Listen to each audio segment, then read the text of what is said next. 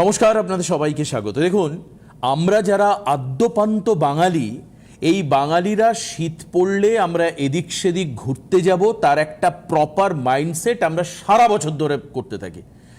এবং অদ্ভুতভাবে, যেমন দুপুরবেলায় না খাওয়া হলে মনে হয় যে একটা বিরাট কিছু বাকি থেকে গেল, বাঙালি শীতকালে ঘুরতে না গেলে মনে হয় যেন তার জীবন থেকে একটা বড় রঙিন অংশ বাদ চলে গেল। একদম বাস্তব কথা বলতে, এবছর ঘুরতে যাওয়ার কোনো প্ল্যান ছিল না, কিন্তু ওই স্বাদের আস্বাদন থেকে নিজেকে বাদ দেবো না বলে ঘুরতে আমরা সবাই যাই। এবার প্রশ্ন হচ্ছে, আমি যখন ঘুরতে যাই, আমরা রিয়েলি বিশ্বাস করুন, আমার তাদের কথা খুব মনে হয় যে যারা শারীরিক প্রতিকূলতার কারণের জন্য বাড়ির বাইরে বেরোনোর কথা ভাবতে পারেন না, সেই সমস্ত মানুষগুলোর কথা।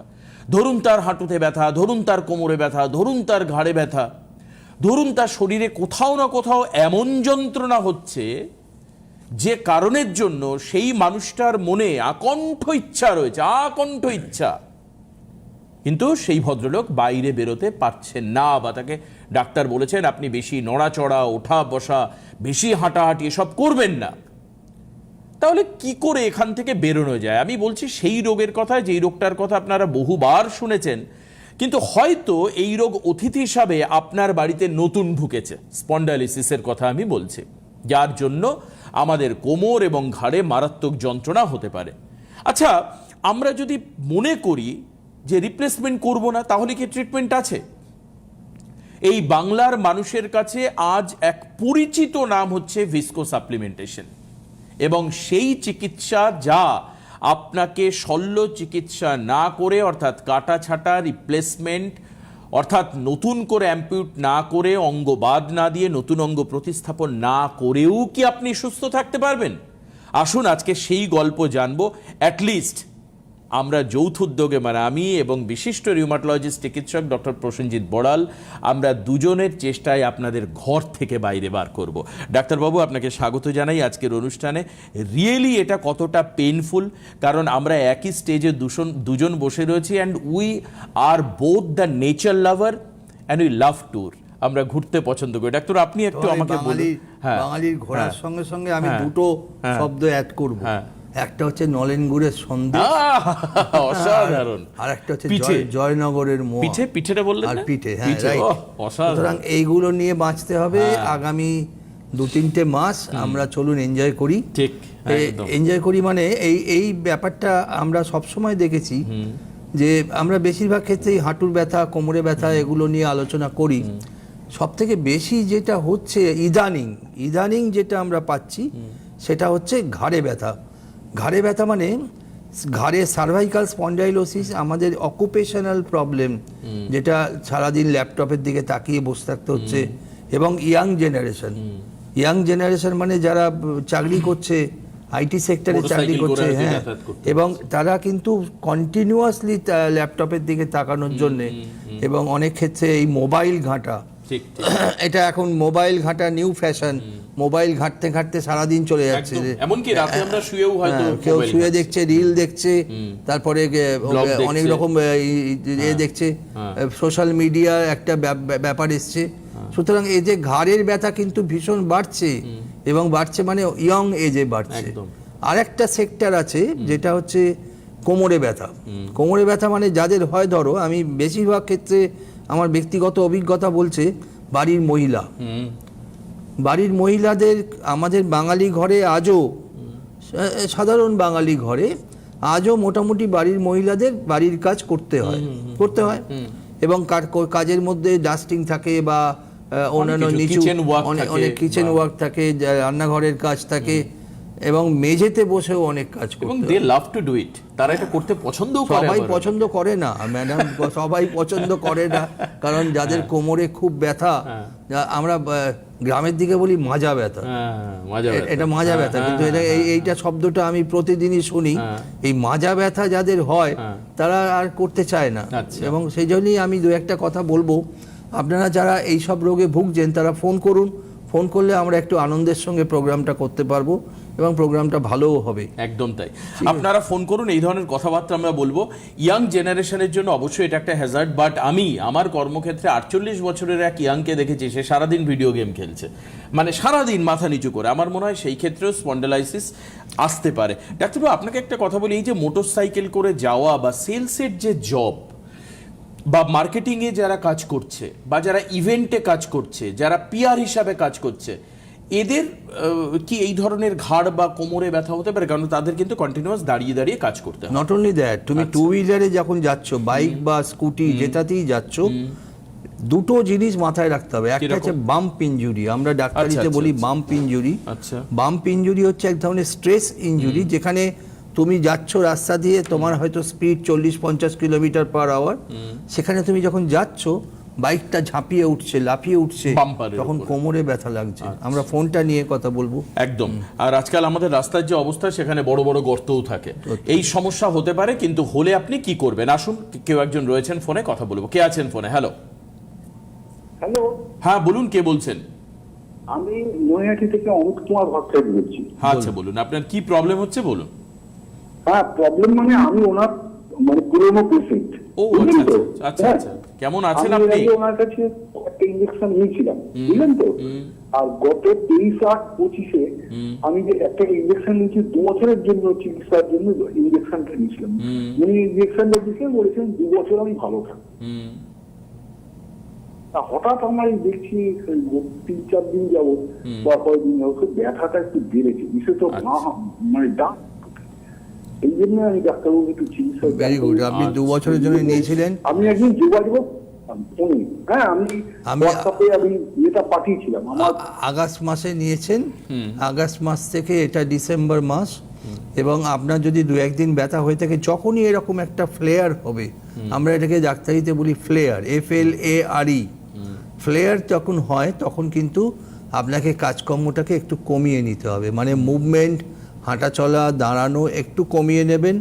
2-3 দিন রেস্ট নেবেন, এবং রেস্ট নিয়ে অবশ্যই বরফটা ভালো করে দেবেন, এবং বরফটা দেওয়ার পর দেখবেন ওটা চলে গেছে নিজের থেকে। খুব ব্যথা যদি হয়, আমার ওই যেখানে আপনাকে প্রেসক্রিপশান দিয়েছিলাম তাতে একটা শিট দেয়া আছে, যেখানে নিয়মাবলীগুলো লেখা আছে, সেখানে একটা ব্যথার ওষুধের নাম লেখা আছে, ওটা 2-3 দিনের জন্য খেয়ে নেবেন। এই ফ্লেয়ার কিন্তু টেম্পারেচারের সঙ্গে ভ্যারি করে, ঠান্ডায় বাড়ে, অতিরিক্ত গরমে বাড়ে, এবং flare rheumatoid arthritis, osteoarthritis, যে কোনো আর্থ্রাইটিসে এই ফ্লেয়ারটা হয়। অমাবস্যা পূর্ণিমায় হয়, আমরা জানি না কেন হয়, কিন্তু অমাবস্যা পূর্ণিমায় ব্যথা বাড়ে। এর কোনো এক্সপ্লেনেশন আমাদের কাছে নেই, কিন্তু ব্যথা বাড়ে। সেই জন্য আমার বলাই থাকে, যদি 1-2 দিন ব্যথা বাড়ে, তাহলে কিন্তু অবশ্যই একটা ব্যথার ওষুধ খেয়ে নেবেন। আপনি ভালো থাকবেন, 2 বছর নিশ্চিন্ত থাকবেন, এবং খুব বেশি দৌড়দৌড়ি করবেন না, যতটুকু হাঁটার দরকার ততটুকু হাঁটবেন, আর নিয়ম করে বরফটা দেবেন। Thank you so much. একদম, এবং অবশ্যই আপডেটও দেবেন। কে রয়েছেন পরের ফোনে? হ্যালো। হ্যালো, হ্যাঁ, কে বলছেন? কোথা থেকে বলছেন একটু বলুন। আমি মুর্শিদাবাদ থেকে বলছি। মুর্শিদাবাদ থেকে বলছেন? বেশ বেশ, বলুন। এবার মুর্শিদাবাদ হচ্ছে আমাদের হাঁটুর প্রচন্ড ব্যথা। মুর্শিদাবাদ থেকে। হ্যাঁ, বুঝতে পারছি, হাঁটুর আপনার ব্যথা, হাঁটুতে বলুন। প্রচন্ড ব্যথা। তারপর? এবার ওই ব্যথার জন্য ঠিকমতো চলাফেরা করতে পারছি না, বসতে কষ্ট হচ্ছে। এবার হাঁটুতে আমি একটা ফিজিশিয়ান দেখলাম, সে একটা হাঁটুতে ক্যাপ দিয়েছে লাগিয়ে, মোজা টাইপের। হ্যাঁ, নিক্যাপ বলুন। হ্যাঁ, ঠিক আছে। হ্যাঁ, যে এখন কিন্তু এবার ওষুধটা চলছে, কিন্তু শেষে ও বলছে মনে হয় গিয়ে অপারেশন করতে হতে পারে। আপনি ফোন করেছেন, যদিও আমাদের টপিক নয় এটা, তবুও আমি বলি যে হাঁটুর ব্যথা যাদের হয় তাদেরকে আমরা বলি অস্টিও আর্থ্রাইটিস নিই। আপনার বয়স কত? আর মোটামুটি ধরলেন এই 46-47। 46-47 বছর বয়স। আপনি 2-3টে জিনিস করবেন না। একটা হচ্ছে নিক্যাপটা পরবেন, নিক্যাপটা পরে কাজ করবেন, যখনই কাজ করবেন নিক্যাপটা পরবেন। সব কাজ হয়ে গেলে দিনে একবার গরমকালে, আর শীতকালে একবার, আর গরমকালে 2বার। শীতের সময় একবার, গরমকালে 2বার। 5-10 মিনিটের বরফ সেঁক দেবেন, বরফ সেঁক দিলে অনেকটা আরাম পাবেন।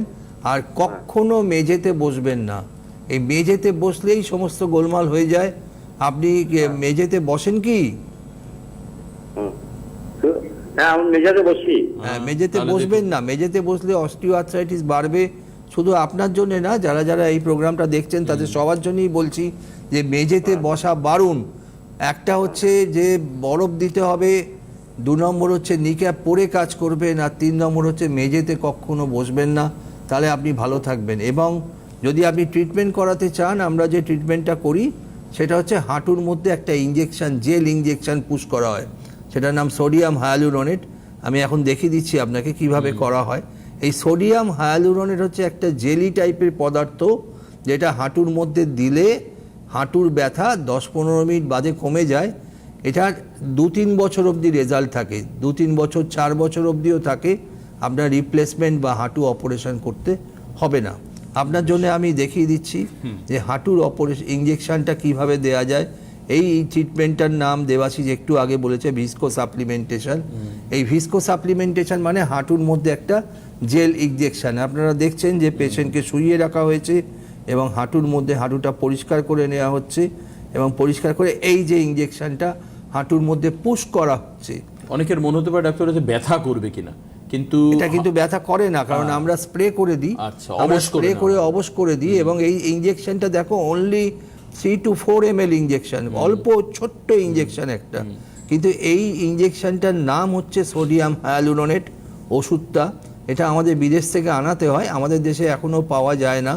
এবং এটা পুশ করলে ঠিক 10 সেকেন্ড লাগে। আপনারা ঘড়ি ধরে মাপতে পারেন, 10টা সেকেন্ডের জন্য এটা আমরা টাইম মেপেওছিলাম একবার, একবার ঘড়ি ধরে। মেপেছিলাম, 8 রাইট। থেকে 10 8 সেকেন্ডের থেকে মধ্যে 10 দেওয়া সেকেন্ডের হয়। মধ্যে হয়ে গেল। এই যে পুশ হয়ে গেল, এইবারে আমরা ছুঁচটা বার করে নেব, আপনাকে একটু বরফ দিয়ে শুইয়ে রাখবো, 10 মিনিট বাদে আপনি হাঁটতে পারবেন। এই ট্রিটমেন্টটা যদি করতে চান, এটা খুব ভালো ট্রিটমেন্ট এবং এটা হাঁটুর ব্যথা সম্পূর্ণ কমে যাবে। একেবারে।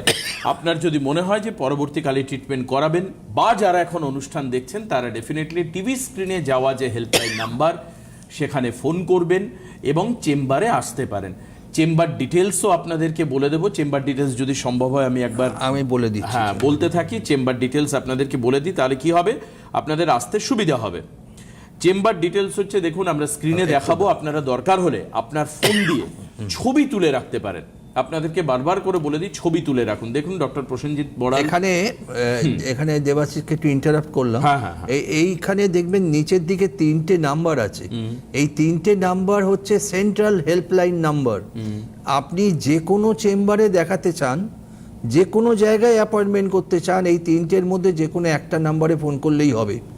ভালো করে বুঝে নিন, যে যেখানে দেখাতে চান তাদের জন্য আলাদা আলাদা চেম্বারের নাম্বার নেই। ঠিক যেখানে 3টে নাম্বার দেখানো আছে, এই 3টে নাম্বারের মধ্যে যে কোনো একটাতে আপনি ফোন করে অ্যাপয়েন্টমেন্ট করতে পারেন। যার জন্য এটা সেন্ট্রাল হেল্পলাইন, এটা কিন্তু কোনো পার্টিকুলার চেম্বারের নাম্বার নয়, এটা থেকে যে কোনো চেম্বারে অ্যাপয়েন্টমেন্ট করা যাবে। এবার আমি একটা একটা করে একদম তাই। চেম্বারটা দেখি। আমি নাম্বারগুলো আপনারা দেখতে পাচ্ছেন। দেখুন এবার আসছে হচ্ছে চেম্বারে। চেম্বার হচ্ছে মেডিনোভা ডায়াগনস্টিক্স, বিসাইড ম্যানোকা সিনেমা, অনেকে চেনেন। রবীন্দ্র সরোবর, 10টা থেকে 2টো পর্যন্ত হচ্ছে শিডিউল। আপনারা এটা দেখতেই পাচ্ছেন। সোমবার এবং বুধবার। এটা হচ্ছে মানডে এবং ওয়েডনেসডে, সোমবার এবং বুধবার। দ্বিতীয় আসছি থার্সডে। দাঁড়াও একটু আস্তে আস্তে আমিও দেখাই, একদম। আমিও দেখাতে শুরু করি। এবার আমরা চলে আসছি, এবার হচ্ছে every বৃহস্পতিবার। Thursday, বৃহস্পতিবার চেম্বার হচ্ছে বিজয়া ডায়াগনস্টিক্স, রাজডাঙ্গা, বোসপুকুর, বিসাইড হচ্ছে নীলাচল আবাসন। এখানেও কিন্তু 10টা থেকে 2টো পর্যন্ত ডাক্তারবাবু থাকবেন। এইখানে আমি একটা কথা বলবো যে এই চেম্বারটা পুজোর সময় শুরু হয়েছে, সুতরাং এখন অবধি মোটামুটি আপনারা তাড়াতাড়ি অ্যাপয়েন্টমেন্ট পাবেন এবং মোটামুটি খালি পাবেন। সুতরাং যদি মনে করেন যে চট করে দেখাবার প্রয়োজন আছে, তাহলে এখানে অ্যাপয়েন্টমেন্ট করতে পারেন। কারণ বাকি চেম্বারগুলোতে কিন্তু ওয়েটিংটা বেশি হবে, দেরি হবে অ্যাপয়েন্টমেন্ট পেতে। যদি আপনারা কুইক অ্যাপয়েন্টমেন্ট চান এবং ফাঁকায় ফাঁকায় দেখাতে চান, তাহলে এই চেম্বারটা খুব ভালো। এটা একদম বোসপুকুর যে পুজোটা হয় তার পাশেই, এবং এটা কসবা রাজডাঙ্গা অ্যাক্রোপলিস মলের পাশে। একদম। এবার চলে আসছি আমরা স্যাটারডের চেম্বারে। স্যাটারডের ক্ষেত্রে একটু ভেরিফিকেশন রয়েছে, সেটা হচ্ছে ফার্স্ট এবং থার্ড স্যাটারডে। আপনি এই দুটো দিন, ফার্স্ট এবং থার্ড স্যাটারডে, আপনি পাবেন হচ্ছে বিজয়া ডায়াগনস্টিক্স, কৈখালি মোড়, O2 হোটেলের পাশে, নিয়ার হজ বিল্ডিং। 10টা থেকে 2টো পর্যন্ত হচ্ছে শিডিউল টাইম। হেল্পলাইন নাম্বার আপনারা দেখতে পাচ্ছেন, ওই সেন্ট্রাল হেল্পলাইন নাম্বারে ফোন করলেই হবে। এইখানে ওই ব্যাপারটা থাকছে যে হ্যাঁ, একটু ওয়েটিং। হ্যাঁ, এটা আমি বলে দিচ্ছি। তবে এরপর আমরা আসছি হচ্ছে সেকেন্ড এবং ফোর্থ স্যাটারডে। সেকেন্ড আর ফোর্থ স্যাটারডে এখানে হচ্ছে পালস ডায়াগনস্টিক্স, শ্যামবাজার 5 মাথা মোড়, ক্রসিং বিসাইড হচ্ছে রেমন শোরুম, বাটার পাশে, রেমন শোরুম এবং বাটার পাশে, একদম 5 মাথা মোড়ের উপরে, 10টা থেকে 2টো। এই ওয়েটিংটা তুমি একটু বলে দাও। ওয়েটিংটা অবশ্যই বলে দিই। এখানে অনেকেই মনে করেন যে নাম লিখিয়ে রাখলাম আমি আগে, এবার আমি যখন খুশি আসলেই হব, তা নয়। এখানে কিন্তু ফার্স্ট কাম ফার্স্ট সার্ভ বেসিসে ট্রিটমেন্ট হয়, অর্থাৎ যে ভদ্রলোক বা যে ভদ্রমহিলা আগে আসবেন তাকে চিকিৎসাটাও আগে দেওয়া হবে। এটা তো গেল এক। ডাক্তারবাবু একটু আগে বললেন যে এই দুটো চেম্বারে রাশ থাকে খুব, কাজেই যারা আসবেন অন্তত পক্ষে 2 ঘন্টা থেকে 3 ঘন্টা হাতে সময় নিয়ে আসবেন। 2 ঘন্টা থেকে 3 ঘন্টা হাতে সময় নিয়ে আসবেন। যিনি প্রথম আসবেন তার প্রথম ট্রিটমেন্ট হবে, নাম লেখানোর বেসিসে নয়। যে প্রথম আসবে তার ট্রিটমেন্ট, মানে তাকে ইঞ্জেকশন আগে দেওয়া হবে, তার ট্রিটমেন্ট আগে হবে। যে পরে আসবে, সেকেন্ডে আসবে, তার দ্বিতীয়তে হবে। যে থার্ডে আসবে তার তৃতীয়তে হবে। এবং যারা আসবেন অন্তত পক্ষে হাতে 2 থেকে 3 ঘন্টা সময় আপনারা নিয়ে আসবেন। না কেন বলছি দা, আমি এর কারণটা একটু বলে দিন। প্র্যাকটিক্যাল কথাটা বলছি, তোমরা একটু অ্যাড্রেসটা দেখাও। হ্যাঁ, অ্যাড্রেসটা দেখাও, তাহলে আমি বলে দিই। হ্যাঁ, অ্যাড্রেসটা এই যে শ্যামবাজারের চেম্বারটা, এটার এমন একটা পজিশন একবারে 5 মাথার মোড়ে, এটা সবাই প্রায় চায়। মানে বেশিরভাগ লোক যারা দক্ষিণ কলকাতায় না থেকে অন্য জায়গায় থাকে, তারা কিন্তু সবাই দূর থেকে যারা আছেন তারা শ্যামবাজার চেম্বার বা এয়ারপোর্টের চেম্বারে চান। এবং কি হয়, যারা দূর থেকে আছেন তারা প্রায় ভোর 5টা 6টা, আমি এরকমও দেখেছি যে চেম্বার খোলেনি 5টার সময় এসে দাঁড়িয়ে আছে, এবং তাকে বাড়ি থেকে বেরোতে হচ্ছে রাত ভোর 4টে বা ভোর 3টের সময়। তার ধৈর্য থাকে না, তার ধৈর্য থাকে না বলেই তারা কিন্তু অস্থির হয়ে যান যে ডাক্তারবাবুকে তাড়াতাড়ি দেখাবো। আমি আপনাদের ব্যাপারটা বুঝতে পারি, আই ফিল ফর ইউ, আমি ফিল করতে পারি যে আপনাদের কতটা কষ্ট হচ্ছে। অনেকেই ভোরবেলা প্রায় যে আসানসোল দুর্গাপুর থেকে যারা আসেন তারা কিন্তু অনেক ভোরে বেরোন বাড়ি থেকে। সো দয়া করে কিছু খেয়ে আসবেন, খালি পেটে আসবেন না, কারণ মাথা ঘুরবে। আর 2 নম্বর হচ্ছে, অবশ্যই আমরা চেষ্টা করব যত তাড়াতাড়ি সার্ভিস দেওয়া হয়, কারণ আপনাদের ফিরতে হবে, ফেরার ব্যাপারটাও তো আছে। সুতরাং কিন্তু আমার সবসময় হাতে থাকে না, এমন একটা পরিস্থিতি তৈরি হয় তখন তারা মানুষ অধৈর্য হয়ে যায়। মানুষ অধৈর্য হয়ে গিয়ে তখন বলেন যে আমাকে তাড়াতাড়ি ছাড়ুন। এই জন্য বলছি, বারবার বলছি যে শ্যামবাজার এবং কৈখালিতে যারা আসবেন তারা হাতে সময় নিয়ে আসবেন। এবং যদি ফাঁকায় করতে চান, চট করে দেখাতে চান, তাহলে কিন্তু কৈখালি থেকে বা শ্যামবাজার থেকে কসবার চেম্বারটা এখন অবধি অ্যাভেলেবল। সুতরাং এবার আমরা আলোচনায় তুলনামূলক ফাঁকা হবে। আলোচনায় আরেকটা প্রশ্ন আছে, এই ইনজেকশন নেওয়ার পরে, অর্থাৎ এই ভিসকো সাপ্লিমেন্টেশন ট্রিটমেন্টের পরে কোন কোন ক্ষেত্রে রেস্ট্রিকশন থাকবে, অথবা খাওয়া দাওয়ার ব্যাপারে কোনো বিশেষ রেস্ট্রিকশন থাকবে কিনা, এই দুটো একটু বলে দিন। খাওয়া দাওয়ার ব্যাপারে আমরা ইউরিক অ্যাসিডটা নিয়ে মাথা ঘামাই। মানে ইউরিক অ্যাসিড অ্যাকচুয়ালি কি হয়, ইউরিক অ্যাসিডে ব্যথা বাড়ে, ক্যালসিয়াম কম হলে ব্যথা বাড়ে, ভিটামিন D3 কম হলে ব্যথা বাড়ে। এই 3টে ফ্যাক্টর, এই 3টে স্ট্যান্ডের ওপর আমাদের বডিটা দাঁড়িয়ে আছে। এই 3টে পায়া, মানে একটা হচ্ছে তোমার ভিটামিন D3 ঠিক হতে হবে, একটা হচ্ছে ক্যালসিয়াম ঠিক হতে হবে, আর একটা ইউরিক অ্যাসিড ঠিক থাকতে হবে। আমি একটা এক্সাম্পল দিচ্ছি আপনাদের। আপনারা এই জলের গ্লাসটা দেখতে পাচ্ছেন, এই জলের গ্লাসটা এই মুহূর্তে কিন্তু প্রায় ভর্তি আছে। যদি আমার এই জলের গ্লাসটা হাড় হয়, যদি এটা বোন হয়, তার মধ্যে ক্যালসিয়াম হচ্ছে জলটা। সুতরাং ক্যালসিয়াম 70, 80, 90% ক্যালসিয়াম আপনার আছে, যেটা হাড়ের মধ্যে দেখা যাচ্ছে যে গ্লাসটা ভর্তি আছে। ঠিক উল্টো পরিস্থিতিটা হয় যখন আর্থ্রাইটিস হয়, তখন কি হয়, ক্যালসিয়ামটা কমে যায়, মানে জলটা কমে যায়, পুরো হাড়টাই ফাঁপা। আচ্ছা, পুরো হাড়টাই ফাঁপা, তার মানে তো তার শক্তিও কমে যায় এবং হাড়ের ওজন নেওয়ার ক্ষমতা কমে যায়। ব্যাপারটা কি হয়, যখন তুমি যখন তোমার ক্যালসিয়ামটা ভর্তি আছে, তোমার হাড় এর ওপর তুমি বডি ওয়েট চাপাও, কোনো অসুবিধা নেই। কিন্তু যখন এই জলটা কমে গিয়ে ক্যালসিয়ামটা কমে যাচ্ছে, তখন পুরো হাড়টা ফাঁপা, মানে সার শূন্য হয়ে যাচ্ছে। এবার কি হচ্ছে, আপনার ওজন যদি 60 কেজি হয়, আমি ধরে নিচ্ছি আপনার ওজন 60 কেজি, তখন 30 কেজি একটা পায়ে পড়ছে, আরও 30 কেজি আরেকটা পায়ের ওপর পড়ছে। এখন আমার প্রশ্ন হলো যে এই 30 কেজি ওজন নেওয়ার ক্ষমতা কি আমার পায়ের আছে? আচ্ছা, এইখানে যদি না থাকে, দেখো 30 কেজি নেওয়ার ক্ষমতা, কারোর ওজন 80 কেজি, একদম। কারোর ওজন 50 কেজি, সুতরাং এই হাড়টাকে স্ট্রং না হলে কিন্তু পা বেঁকে যাবে। বহু লোককে আপনারা রাস্তায় দেখেছেন ধনুকের মতো পা বেঁকা, ঠিক। তারা দুলে দুলে হাঁটছেন এরম ভাবে, তাদের কারণ কিন্তু এই ভিটামিন D3। আমরা ফোনটা নিই। একদম। কেউ একজন রয়েছেন আমাদের সঙ্গে। হ্যালো, কে আছেন? হ্যাঁ নমস্কার। হ্যাঁ নমস্কার, আমি বলুন। বিকাশ বিশ্বাস বলছি যাদবপুর থেকে। বেশ, কি হয়েছে আপনার প্রবলেম বলুন।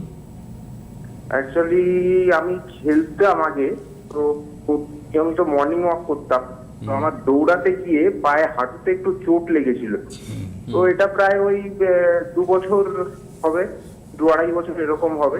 তো আমি তো ডাক্তার দেখিয়েছিলাম, ওষুধপত্র নিয়েছিলাম, কিন্তু সে ব্যথাটা এখনো মাঝে মাঝেই ব্যথাটা চড়া দিয়ে ওঠে। আপনার বয়স কত? করা যেতে পারে। আপনার বয়সটা বলুন। 45। 45। আপনি ওয়াকিং করেন না রানিং করেন? এখন তো আর হয় না, যেহেতু ব্যথার ভয়ে এখন আর আমি দৌড়াতে মানে সাহস পাই না। তো ওই হাঁটাহাঁটি করলে একটু ব্যথাটা বাড়ে, আচ্ছা। তাই জন্য বলছি। এই যে ফোনটা আপনি করা করলেন, যেতে পারে। এই ফোনটা যে আপনি করলেন, আমি এক্ষুনি যেটা বললাম সেটাই প্রতিফলিত হচ্ছে, সেটাই একদম। কিন্তু তার রিফ্লেকশন। আপনার ওজন আন্দাজ বলতে পারবেন? 62-63 এরকম হবে। 62 মানে 60 যদি ধরি, তাহলে আপনি যখন দাঁড়িয়ে আছেন তখন কিন্তু 30 কেজি এক একটা হাঁটুর ওপর পড়ছে ওজন। আপনি যখন হাঁটছেন তখন আরও 2-3 কেজি বাড়ছে, মানে 22 থেকে 30 থেকে 32 কেজি এক একটা হাঁটুর ওপর পড়ছেন। তারপর আপনি যখন জগিং করছেন তখন সেটা গিয়ে হয়ে যাচ্ছে 35 কেজি পার স্টেপ। প্রতিবার আপনি স্টেপ ফেলছেন তো 35 কেজি ওজন আপনার এক একটা হাঁটুকে ক্যারি করতে হচ্ছে।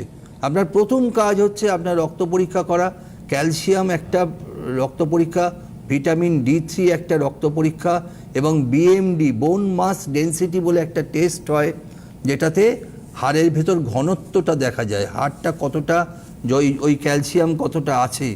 বোন মাস ডেনসিটি, ক্যালসিয়াম এবং ভিটামিন D3। আমি আপনার বাড়ির কাছেই অ্যাপোলোতে বসি, Prince Anwar Shah road Apollo, যেটা হচ্ছে সাউথ সিটি মলের উল্টো দিকে। এখানে সব টেস্টগুলো হয়। আপনি দরকার হলে আমার সঙ্গে যোগাযোগ করতে পারেন।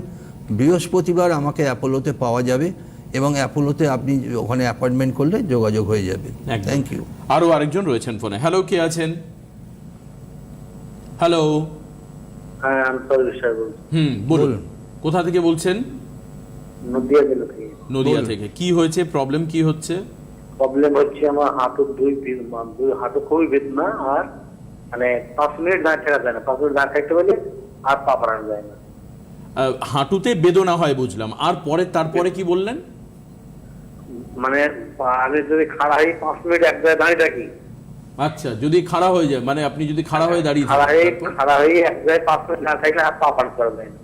পা ব্যথা করে, পা মানে এই যে ব্যথা সেই করে। একই জায়গায় ঘুরে একই ফিরে- বেশিক্ষণ দাঁড়িয়ে থাকার এই কথা ঘুরে আপনি ফিরে বলছিলেন। কিন্তু একটা জিনিসই আসছে, যে আপনারা যখন দাঁড়াচ্ছেন তখন তার হাঁটুর ওপর ওজনটা পড়ছে। সুতরাং তাহলে কি উপায়ে আমরা ভালো হব? উপায়টা কি? উপায়টা হচ্ছে একটাই, আমি একটানা 10 মিনিট থেকে 15 মিনিটের বেশি দাঁড়াবো না বা হাঁটবো না। আমাদের বেসিক নিয়মটা হচ্ছে হাঁটা চলাটা 10 থেকে 15 মিনিট রেস্ট্রিক্ট করে তারপর আমি 2 মিনিট বসবো। আচ্ছা, এটা মানে নিয়ম 2 আর কি। মিনিট বসবো, মানে ওয়েটটাকে আমরা ডাইভার্ট করে দেবো, হাঁটুর ওপর আর ফেলবো না। সিমিলারলি রান্না করার সময়ও কিন্তু তাই। মহিলারা রান্না করেন, দয়া করে একটা চেয়ার রাখবেন রান্নাঘরে, 2 মিনিট বসবেন, আবার দাঁড়িয়ে রান্না করবেন, তাহলে কিন্তু ঝামেলাটা হবে না। আচ্ছা, মানে কন্টিনিউ দাঁড়িয়ে থাকলে কন্টিনিউ ওয়েটটা যেন না পড়ে। ওয়েটটা কন্টিনিউ যাতে না পড়ে। বেশ, ডাক্তার আরেকজন রয়েছেন ফোনে, নেব। হ্যালো, কে আছেন? হ্যালো। নমস্কার। নমস্কার। নমস্কার, কোথা থেকে বলছেন? আমি ঝাড়গ্রাম থেকে বলছিলাম। বলুন। কোথা থেকে? ঝাড়গ্রাম। ঝাড়গ্রাম থেকে। ঝাড়গ্রাম থেকে। বলুন বলুন, কি হয়েছে বলুন। তো আমার কোনো কিছু আঘাত হয়নি, কিন্তু হঠাৎ করে দেখছি ডান পায়ে গোড়ালিটা ব্যাক সাইডটা হঠাৎ করে হাড়ের যন্ত্রণা হচ্ছে প্রচুর। ও, ডান পায়ের ডান গোড়ালি। পায়ের গোড়ালির নিচের দিকে না ও পেছন দিকে? মানে পেছন দিকে একটু ভেতরের মধ্যে আর কি, জয়েন্টেতে। আপনি যখন সকালে ঘুম থেকে ওঠেন, যখন খাট থেকে নামেন তখন ব্যথা করে? মানে অল্প ব্যথা করে, কদিন ধরে হচ্ছে। অল্প কয়েকদিন ধরে হচ্ছে? অল্প কয়েকদিন ধরে হচ্ছে। আপনি একটা বরফের ব্যবস্থা করুন, গোড়ালির নিচের দিকে একটু বরফ সেঁক দিন আর নরম জুতো পরুন, তাহলে চলে যাবে ব্যথাটা। খুব নরম জুতো বাড়িতে একটা হাওয়াই চটি টাইপের পরুন এবং বাইরে যখন বেরোবেন তখন একটা নরম জুতো পরুন, এবং এই বরফটা দিলেই কিন্তু ব্যথাটা চলে যাবে, কোনো চিন্তা নেই। এটা প্লান্টার ফাসাইটিস, এটা বহু লোকের হয়, আপনার ভয় পাওয়ার কিছু নেই। একদমই।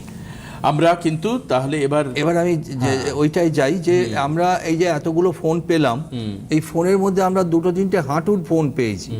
হাঁটুতে যে ট্রিটমেন্টটা করা হয় সেটা ভিসকো সাপ্লিমেন্টেশন আগেই বলেছি, এবং এটা যখন করতে হবে তার একটা খরচা থাকে, সেটা আমি বলে দেওয়াই ভালো, কারণ যারা ট্রিটমেন্ট করতে আসবেন তাদের কিন্তু এইটা খুব জরুরি, কারণ এরকম একটা হিডেন কস্ট বা যেটা জানা যাচ্ছে না কত খরচা হবে, একটা ভয়, একটা আশঙ্কা নিয়ে আসা।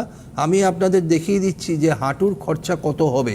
হাঁটুতে যদি কারোর ইঞ্জেকশন লাগে তাহলে এইটা হচ্ছে খরচা।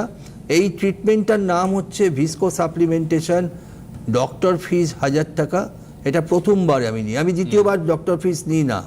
যারা ইঞ্জেকশন নেন তারা দ্বিতীয়বার আমি ডক্টর ফিস নিই না।